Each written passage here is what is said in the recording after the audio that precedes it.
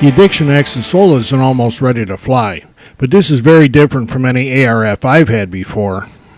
As far as I can tell, the oldest cutting technology used in producing this plane is CNC work. Between that, lots of laser cutting, and a liberal use of carbon fiber, we get a very light, tough airframe. All of the airframe components are built in high-end jigs, so we know that they're straight and true every time.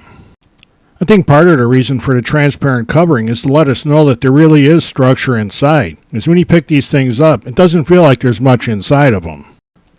Look inside and you can see more evidence of the carbon fiber. The wings are mounted on a carbon fiber spar, naturally, but they're also indexed with a carbon fiber pin. They assemble and match the wings with the airframe, so we know that the incidence is perfect right out of the box. Even the built-up canopy is indexed with a carbon fiber pin and held in place with a very strong magnet. Even the landing gear legs are made from carbon fiber and they bolt right up to the airframe.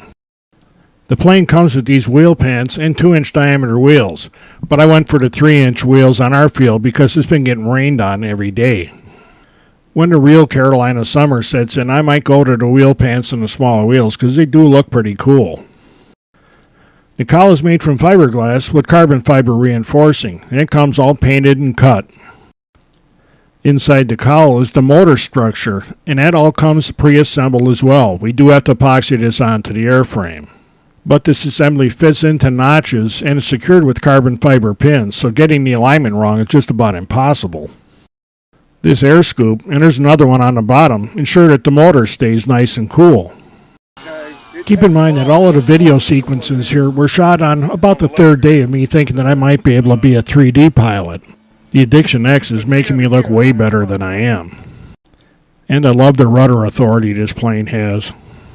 One thing that takes some getting used to is just how slow the Addiction X can fly and still have full use of all the control surfaces. And that low speed stability lets me get brave. Every time I do a flat spin with the Addiction X, it gets a little bit slower in its descent. I promise you that sooner or later I'm going to land this thing doing this flat spin. Since I got my Addiction X, the guys at my flying field are never really sure if I'm actually going to land or not. While I still can hover this thing on day 3, I'm getting a whole bunch closer than I was with any other plane I had. And when I try something low enough where I can actually see it, and it doesn't work out, the Addiction X has got plenty of power to punch out of it and save the day. I habitually fly inverted, and the Addiction X makes that very easy. Even inverted, it's got a lot of stability at very low speeds.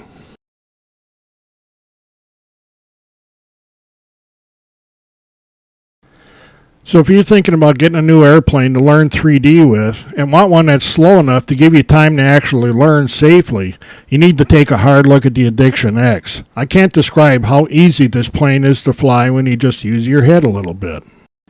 And after you do all your fancy stuff, you can still look cool because it lands at a walk, and it just about lands itself.